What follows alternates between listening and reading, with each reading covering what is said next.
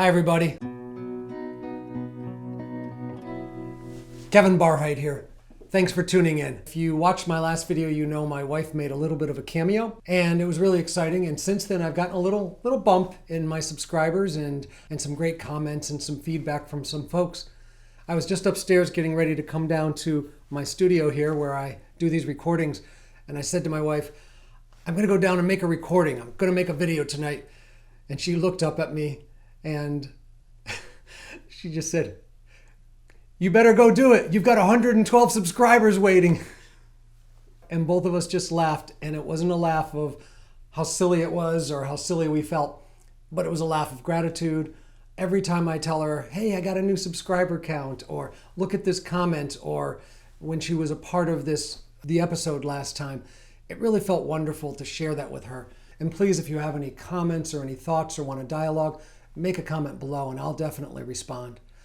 Another place that people are interacting with me, and I'm very grateful for this, is on Twitter. And one person in particular, Joe, hey Joe, has been very engaged with me on Twitter and has direct messaged me, and I want to quote him today. Joe said to me, "Kevin, your YouTube videos are really helping me to reevaluate and think deeper. I feel like I'm going through a deeper, more significant change right now. I'm embracing it." When I've struggled with embracing change, whether it be for recovery from addiction and alcoholism, recovery and working on the issues around the abandonment and the adoption issues, or whether it be working on my healing from child sexual abuse, the rape and the molestation, one of the most important things that helped me, especially in the beginning, was my sense of desperation, especially because I was emotionally, mentally, physically, and spiritually just bereft. Just really broken. And that desperation is something that we often call the gift of desperation because it allows us to open up to the possibility of change. And each one of these issues that I faced, each one, whether it be the child sexual abuse and recovery from that, or the recovery from addiction and alcoholism, or really grappling with the adoption and the abandonment issues and how that changed my life, emotionally, I was so frightened, I was so broken, I was so scared, I was so lonely. But when I finally broke through, that emotional connection, that emotional hope, that emotional sometimes joy and feeling of freedom really allowed me to embrace the possibility of change, opening my mind, opening my heart. And that was the next piece, was really bringing it from an emotional state and bringing it to a mental state. What can I do to change? What are the steps I can take?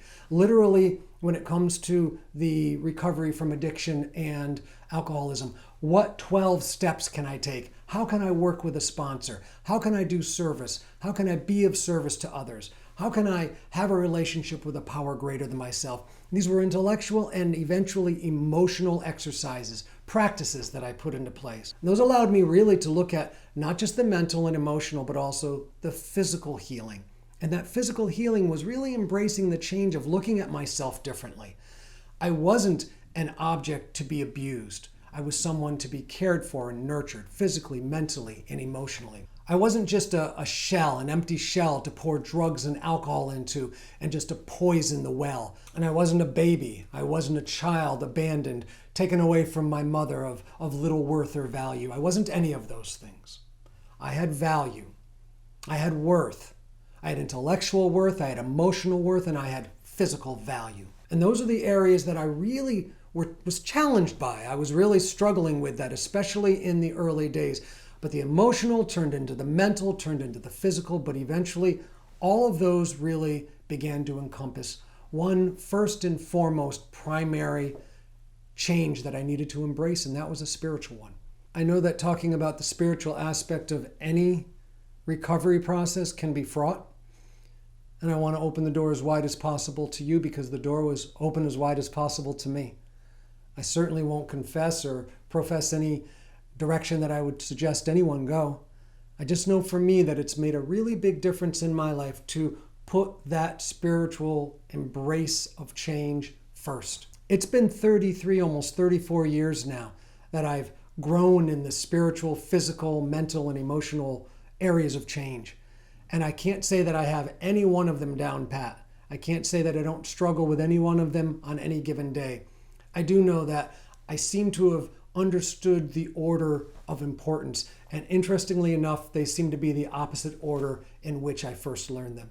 The first was the emotional, the second was the mental, the third was the physical, and the fourth was the spiritual. And now I know, more importantly than anything else, if I put my spiritual first, it allows me to really take the time to get the physical and the mental aspects of my life really focused. And I think by the time those three pieces are in place, the spiritual, the physical, the mental, they've really set the tone for the emotional and paved the way for that peace and that contentment and that serenity that allows me to not overreact, not to go too deep down into the rabbit hole. I may have thoughts like Joe might be having right now. There's a hurricane coming. All these things could go wrong. People could die. I could get hurt. This is really scary. There may be flooding, and panic and have anxiety and have a loss of not only the emotional, but the physical, the mental, and the spiritual condition that would allow Joe to even be able to face that hurricane, to face the bad weather. But what's really important to me, because a note that Joe gave me, was texting me, DMing me right before we made this video today, and I say we, it feels like Joe's right with me, was he said that it's allowing him to not only focus on what he needs and what he can do to keep himself safe, but to really be thoughtful of others. To really be there, and if this hurricane hits, he's not only trying to stay safe for himself, he's trying to stay safe so he can watch out for his neighbors and for the people around him. He's also concerned where he just left, which was a vacation in the Bahamas, where he had a wonderful time, and now he's back home. And I know, because he DM'd me, and also because I know how mentally, physically, spiritually, and emotionally Joe is wired, he wishes he could be back there right now to keep them safe and to help them. All that we do, all that I do, all this change that I embrace is not so that I can just be better and more stable and more happy and more fruitful, so that I can be of service to God and others. And that's my spiritual ilk. That's my spiritual direction. That's my spiritual makeup. And that spiritual guides me to the mental and the physical and then the emotional. I'm going to end with another quote from Joe. We are in this together, and it's so nice to trudge down the road with you. Sometimes it's crooked and unexpected, but it is so beautiful. I can't wait to see what's around the wooded bend up ahead. I can't wait to see what's around the wooded bend with you, Joe, and with all of you that are watching this. I really appreciate your time. I hope that as we continue to grow as a channel here and as a small community, that we can really help each other and support each other. And I'm really grateful for your time over and over again, anyone that's been here. And as my wife says, I hope 112 of you were waiting for this, and I hope many more will join us. Thanks so much for your time. Take care.